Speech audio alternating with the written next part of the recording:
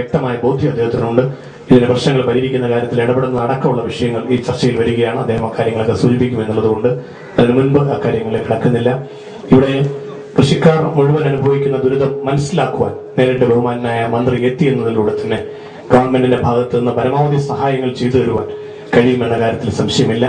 കർഷകന്റെ പ്രശ്നങ്ങൾ ആത്മാർത്ഥമായി ഏറ്റെടുക്കുവാൻ കഴിയുന്ന ബഹുമാനായിട്ടുള്ള കൃഷി വകുപ്പ് മന്ത്രി, അദ്ദേഹത്തിന്റെ സഹായം തീർച്ചയായിട്ടും ഇക്കാര്യത്തിൽ ഉണ്ടാകുമെന്ന് നമുക്ക് എല്ലാവർക്കും നിശ്ചയമായി കണക്കാക്കാം. കാരണം ആ ആത്മാർത്ഥം കൊണ്ടാണ് അദ്ദേഹം ഇവിടെ എത്തിച്ചേർന്നത്. നേരിടുന്ന ഒരു പ്രശ്നമാണ് ഇപ്പൊ എല്ലായിടത്തും പറയുന്ന റോഡ് വേണമെന്ന. ഈ റോഡാണ് ജലം റെഗുലേറ്റ് ചെയ്യുന്നതിന് ഏറ്റവും തടസ്സമായിട്ടുള്ളത്. സ്വാമിനാഥൻ റിപ്പോർട്ടിൽ ഒരു കാര്യമാണ്, ഈ കുട്ടനാട് വന്ന ആധുനിക കാല കൺസ്ട്രക്ഷനാണ് സത്യത്തിൽ കുട്ടനാട് അല്ലാതാക്കിയത്.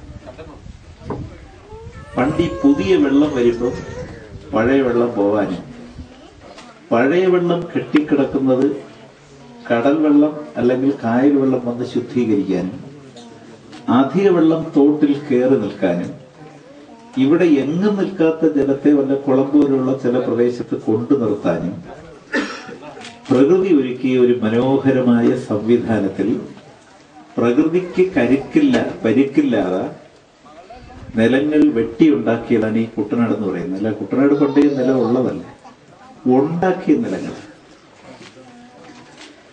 ആ ഉണ്ടാക്കിയ നിലങ്ങളിൽ 1838 തൊട്ടങ്ങോട്ടാണ് ഉണ്ടാക്കിയത്. അതായത് അന്ന് ഭക്ഷ്യക്ഷാമം വന്നപ്പം കായലിൽ നിന്ന് വെട്ടിയുണ്ടാക്കിയതാണ് ഈ കുട്ടനാട് നിലങ്ങളെന്ന് പറയുന്നത്. അല്ല, പണ്ടേ ഉള്ളതല്ല ഇത്.